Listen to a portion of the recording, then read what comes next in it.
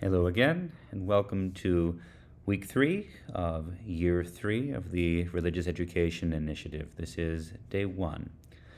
Over the last 2 years, we have begun our Old Testament readings on day 1 with the first 2 major cycles of story within the book of Genesis, the account of the creation and the entrance of sin into the world through the fall of Adam and Eve in year 1, and the destruction and restoration of the world at the time of Noah in year 2.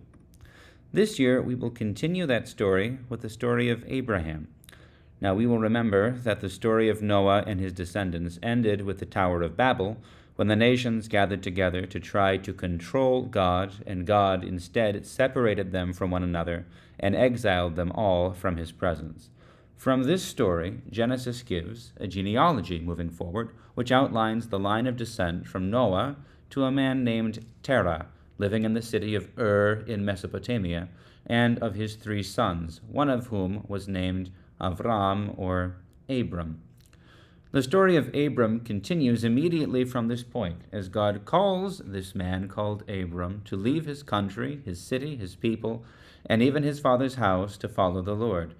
This is the beginning of God's resolution of the exile of the nations of humanity from his presence. He creates a new nation out of nothing but Abram's faithful obedience to his call, through which priestly nation he will redeem and reconcile all the nations to himself. So this is chapter 11 of Genesis, beginning with verse 26. When Terah had lived 70 years, he became the father of Abram, Nahor, and Haran. Now, these are the descendants of Terah. Terah was the father of Abram, Nahor, and Haran was the father of Lot. Haran died before his father Terah in the land of his birth, in of the Chaldeans. Abram and Nahor took wives. The name of Abram's wife was Sarai, and the name of Nahor's wife was Milcah. She was the daughter of Haran, the father of Milcah and Iscah.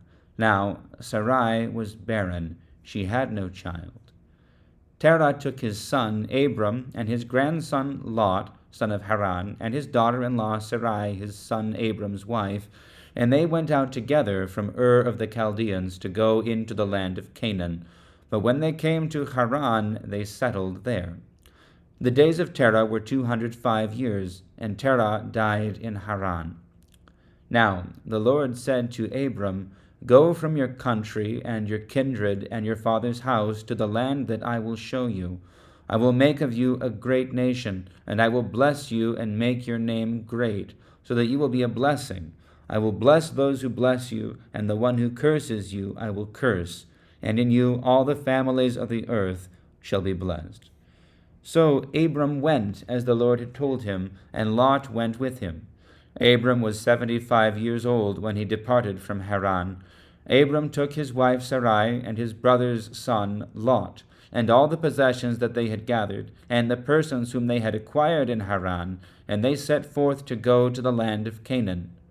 When they had come to the land of Canaan, Abram passed through the land to the place at Shechem, to the oak of Moreh. At that time the Canaanites were in the land.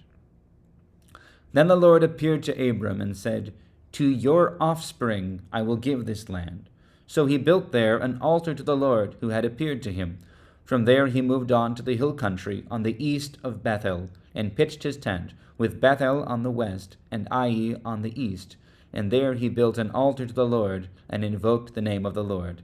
And Abram journeyed on by stages towards the Negev. Now, on the surface, this is just a story of a man taking a journey, traveling from one end of the Fertile Crescent to the other, if you remember the Fertile Crescent from grade school. But if we pay a little bit more attention, we see a few things that are present in the text, but not made obvious. There's not a blinking neon light. First, God seems to have called Terah, Abram's father, first, because Terah leaves the city where he had been born, and he starts on the path in the ark up to the northern tip of the Fertile Crescent, which is where Haran, the city, is. But he stays there. He doesn't finish the journey to Canaan, and he dies there. And then God speaks to Abram, and he calls him to finish the journey, to not stay in this place where his father had settled and died, and to go to Canaan. And we have to understand, Abram isn't young at this point. We understand that he's already fairly advanced in age. He's 75 years old when he leaves from Haran. So his wife is old, he is old, and they're already gone. And God promises him when he tells him to leave, he says, I will make a great nation out of you. And we don't really see what Abram's response is. Rational response would be, out of what? 75 years old? My wife is 65, because that's how old Sarai was. She was 10 years younger than Abram. 65 is not an age to be bearing children, not at any stage.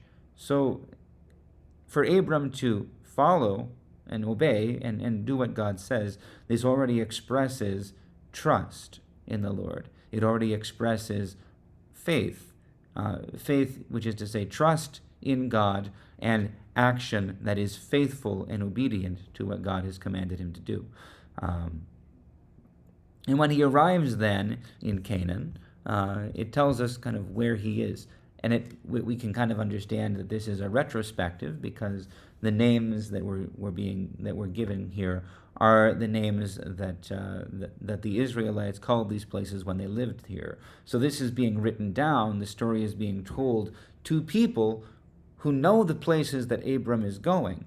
And the intent is for them to understand, and for us to understand, that there is a great fulfillment of what God has promised, because for them, they now live in these places that Abram is being promised. They are the descendants, the offspring, the miraculous offspring of Abram, even though within the context of the story, this promise is insane. It makes no sense. And for us, we too understand still more that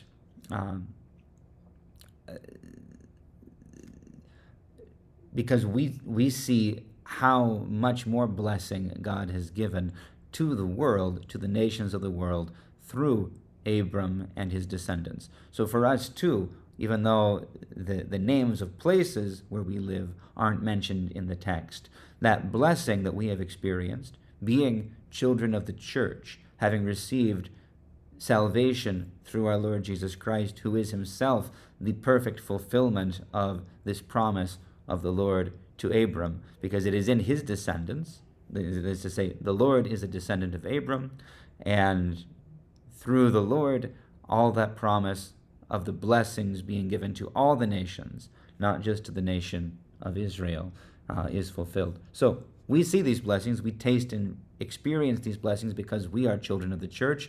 We have received the true light. We have encountered salvation in the church.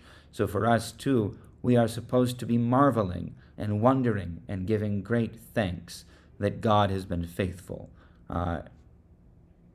to Abraham and to the promises that he made to him. And we give thanks and marvel at the faithfulness and obedience of Abram, who left his home without seeing how this could possibly take place, and yet he obeyed God, and through his faithfulness, God has worked marvelous and miraculous things, not just in Abram, but in all of us.